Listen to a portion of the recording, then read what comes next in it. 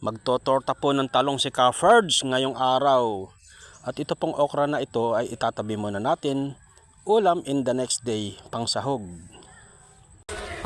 Inihaw na talong, ayun, pumutok na. Oh. Ang simpleng-simple lang, ang dali mag-ihawin ko siya idinirekta sa apoy kasi masyado sa mag-uuling.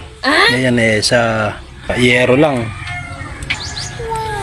Yung maliliit sasama ko na din. Iihawin ko na din yan. Naka-anim na ako. What? Egg na lang, ayun.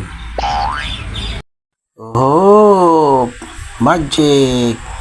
Yan po, nakaisan tayo agad. Malakas ang apoy kasi kalan di kahoy Uhuy, isa. Pagka po sa video, mabilis magluto. Pero tagal ko pong niluto yan. Tagal ko yan tinalupan. Umaasungal. Ayan o.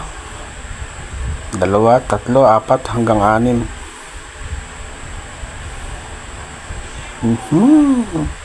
Ang bango-bango.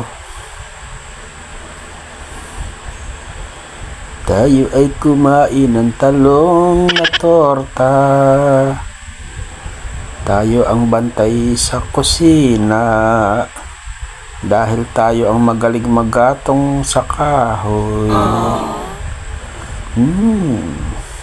Nagugutom na yata ang aking mga kasama. Nagtatawag na Dito po kami kakain sa labas. Yan ang original na kumakain sa labas. Okay na po. Maraming salamat. Kain na.